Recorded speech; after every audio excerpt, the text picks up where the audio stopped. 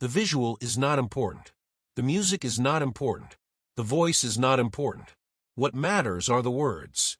If you cannot listen to the words, you do not belong here. If you understand this, welcome to the Fate Club.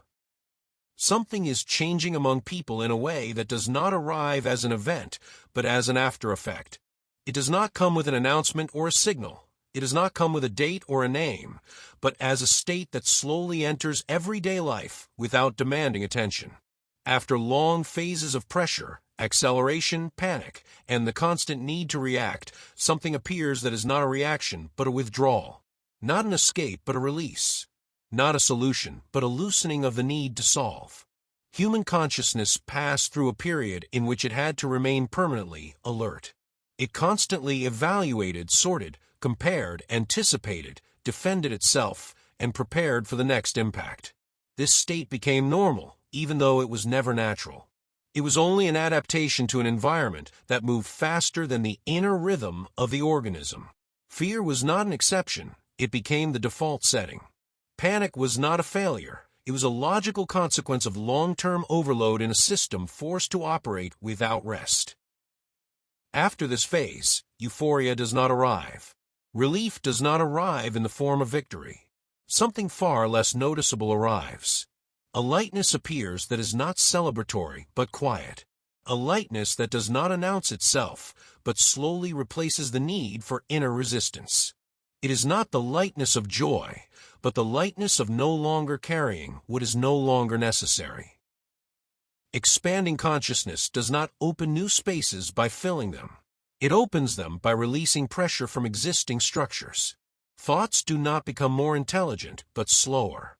Reactions do not become more correct, but less urgent. Identity does not expand, but stops defending itself. A new way of being does not arise as an alternative to the old world. It arises as a consequence of its exhaustion.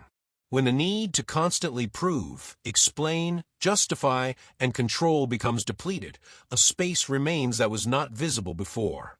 Not because it did not exist, but because it was constantly covered by the noise of inner processes.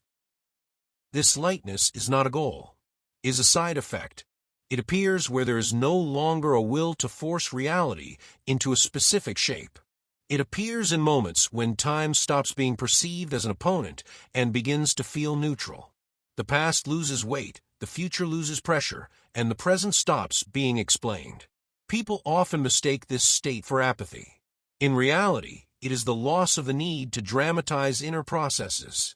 Emotional waves do not disappear, but they stop being the center of identity. Thoughts still arise, but they are no longer treated as commands. The body still responds, but without the need for immediate intervention.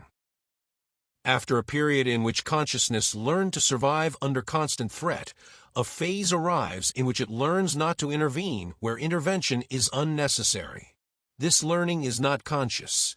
There is no manual and no technique for it. It unfolds the way breathing changes after a long run, when the rhythm gradually returns to balance without needing to be controlled. The lightness of being that appears is not a state of bliss. It is the absence of unnecessary resistance. It is the moment when reality stops being a project and becomes an environment. It is not a feeling of victory over the world, but the end of the need to fight it. In this state, the relationship to authority also changes.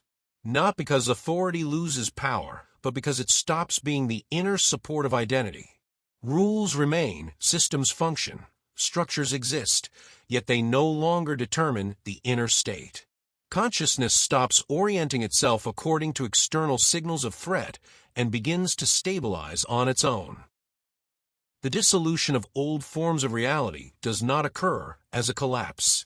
It occurs as the falling away of excess layers. What once seemed necessary appears optional. What was considered essential moves to the periphery.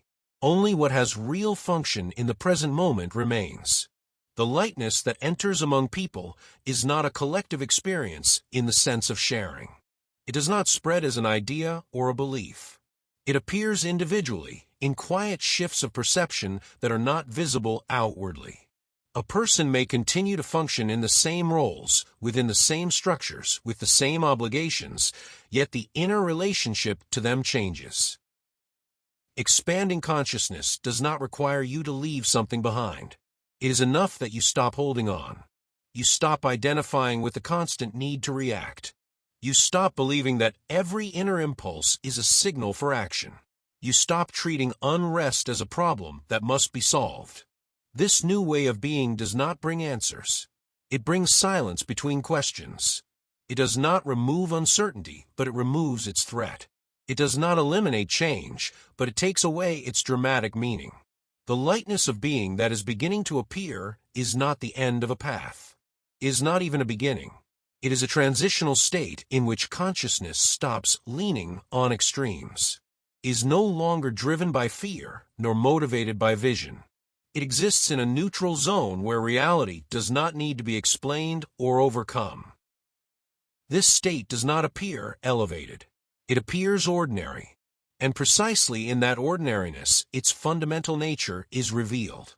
Consciousness stops trying to be something else. It stops correcting, improving, and optimizing itself. It remains present without the need for definition. If you understand this, welcome to the club.